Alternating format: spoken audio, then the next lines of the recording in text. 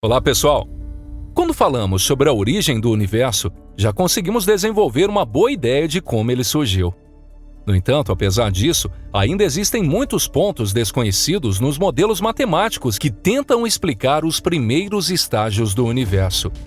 Recentemente, porém, os cientistas parecem ter finalmente descoberto uma maneira de desvendarem um dos maiores mistérios, o que causou a formação das primeiras estrelas e galáxias no universo. Pessoal, esse é o nosso canal Pipa, e eu sou o Deluca.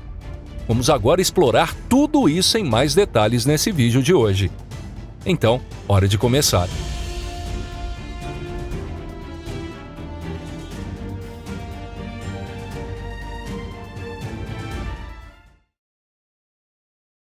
O xarope do universo. De acordo com as teorias atuais, as primeiras estrelas do universo começaram a brilhar cerca de 550 milhões de anos após o Big Bang, durante o chamado período de reionização. Até então, a matéria que preenchia o universo de forma quase uniforme já havia começado a se agrupar, formando o que podemos chamar de brotos das futuras galáxias. Em alguns casos excepcionais, objetos celestes como a estrela de Matusalém, que mencionamos em um vídeo anterior aqui no nosso canal, parecem ser ainda mais antigos. No entanto, é importante lembrar que fenômenos isolados que parecem fugir à regra não invalidam as leis científicas. Ao contrário, eles muitas vezes ajudam a esclarecer essas leis. Durante a era chamada de Idade das Trevas, antes do início da reionização, estrelas isoladas também começaram a brilhar, mas esse processo não se espalhou de forma significativa. Hoje, já sabemos como as estrelas se formam exatamente.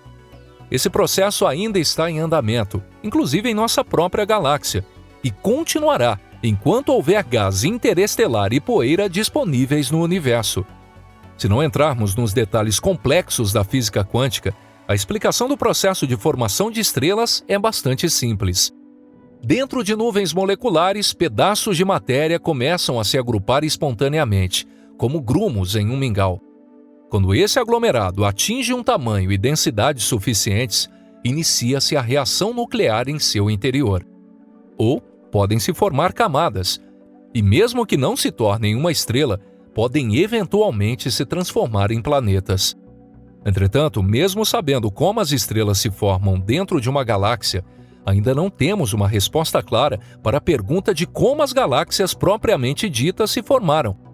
De fato, em primeiro lugar, ainda não entendemos completamente qual força faz o gás interestelar se agrupar e se tornar ilhas separadas por grandes distâncias de vários parsecs. Nos berçários de estrelas atuais, as estrelas se formam ativamente em regiões com alta densidade de matéria. Esse comportamento faz todo sentido. Contudo, como mencionamos anteriormente, o universo era preenchido por gás de forma quase uniforme. Não seria mais natural pensar que não existiram galáxias e que o universo observável estivesse repleto de estrelas mais ou menos distantes umas das outras? Alguns modelos que tentam explicar o universo nos primeiros bilhões de anos, ou universo jovem, sugerem que foi a matéria escura que atuou como uma espécie de pastor de ovelhas, empurrando a matéria para a cerca e formando enormes nuvens moleculares, que posteriormente deram origem às galáxias. A matéria escura é muito mais abundante que a matéria comum e exerce uma influência significativa sobre o comportamento das galáxias e das estrelas que nelas habitam. De fato, foi justamente essa influência que levou à descoberta da matéria escura. Isso porque a matéria escura não interage com outras matérias sem a ajuda da gravidade. Apesar disso, ainda não compreendemos completamente por que a matéria escura se comporta dessa maneira e como ela conseguiu agrupar a matéria para formar galáxias. Seria mais fácil compreender se a matéria comum orbitasse ao redor da matéria escura, tornando o universo observável semelhante a um queijo suíço gigante. Mas o oposto é impossível. Talvez para desvendar esse mistério seja necessário investigar mais profundamente o passado do universo, como no período da inflação cósmica. Embora ainda não compreendamos completamente esse processo, felizmente, algumas pesquisas recentes nos forneceram pistas desse fascinante quebra-cabeça. O caos da inflação. Quando ouvimos a palavra inflação, A maioria das pessoas provavelmente pensa em um processo econômico relacionado à queda do valor da moeda. Há cerca de meio século, $100 eram suficientes para comprar muito mais bens do que conseguimos adquirir hoje. No entanto, o foco desse canal não é discutir questões econômicas ou financeiras, mas sim astronomia. A palavra inflação, quando traduzida diretamente do latim, significa expansão, e na astrofísica, esse termo tem um significado completamente diferente. O que estamos abordando aqui é, sem dúvida, o período conhecido como a Era da Inflação Cósmica. Essa era ocorreu imediatamente após o Big Bang, em uma fração de segundo. Porém, foi nesse minúsculo intervalo de tempo que os fundamentos mais essenciais do universo observável atual começaram a ser estabelecidos. A Era da Inflação Cósmica, como o próprio nome sugere, foi um período em que o universo se expandiu rapidamente a uma velocidade muito superior à da luz, a partir de uma singularidade minúscula, como uma semente.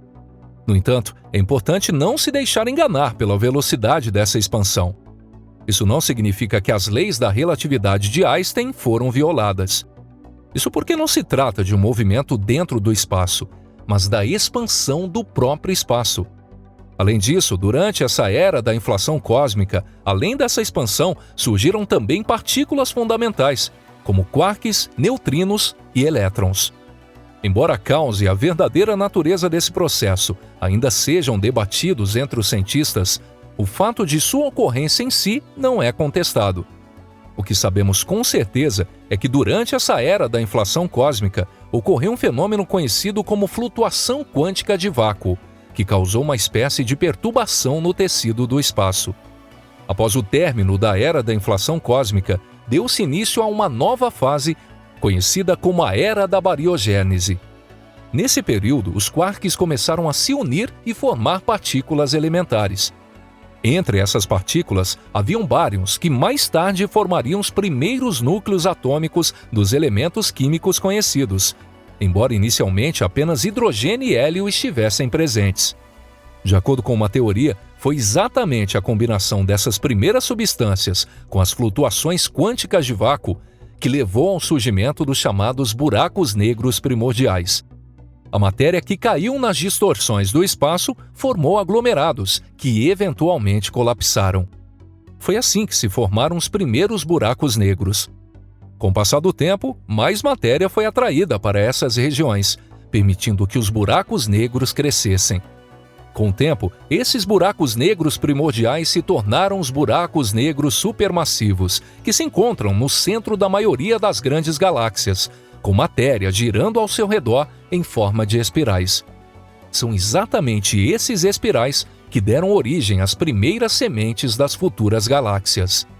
Tudo isso parece ser uma explicação lógica e elegante, só que há um probleminha. De acordo com os cálculos, para que tudo isso fosse possível, as flutuações quânticas de vácuo teriam que ser, por assim dizer, diversificadas. Em outras palavras, nas regiões onde essas flutuações ocorreram, a densidade do espaço deveria ter sido significativamente maior do que nas outras áreas do universo. No entanto, quando observamos o universo observável jovem, vem da radiação cósmica difunda em micro-ondas, que de forma geral parece bastante homogênea em suas medições. Por isso acredita-se que, na realidade, a amplitude das flutuações não foi tão intensa quanto inicialmente se pensava. Esse paradoxo pode ser explicado ao supormos que em determinadas regiões do espaço as flutuações foram mais intensas do que em outras. No entanto, essa hipótese entra em condição com a nossa imagem mais fundamental do universo. Em outras palavras, as leis da física devem ser as mesmas em todos os lugares do universo. Caso contrário, a própria astrofísica perderia seu significado e se transformaria de ciência em pura fantasia. Na realidade, uma possível solução para esse enigma foi recentemente descoberta por um grupo de pesquisadores. Esses pesquisadores sugeriram que a expansão do universo poderia ter sido causada por uma partícula chamada inflaton. Se em algumas regiões do universo recém-nascido o potencial de expansão fosse menor do que em outras áreas por diversas razões, o inflaton teria lutado contra o contínuo espaço-tempo, gerando flutuações locais extremamente intensas. essas flutuações podem ter sido o gatilho que levou ao surgimento dos buracos negros primordiais.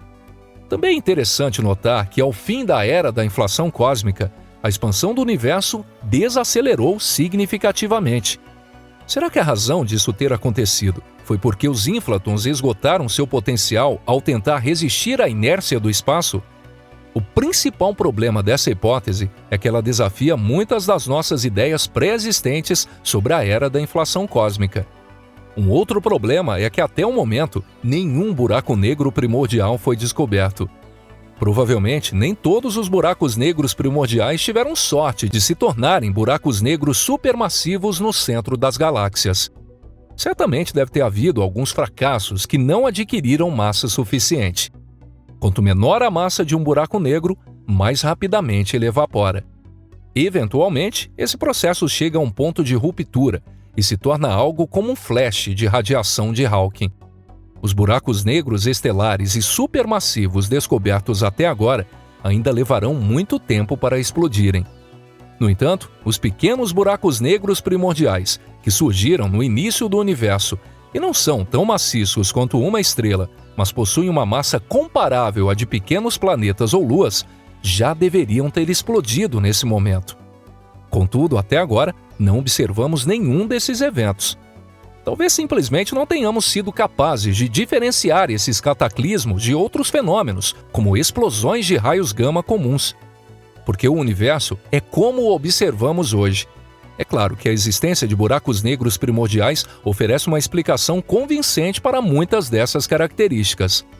Só que, no entanto, até o momento, não podemos provar ou negar que essa hipótese esteja correta.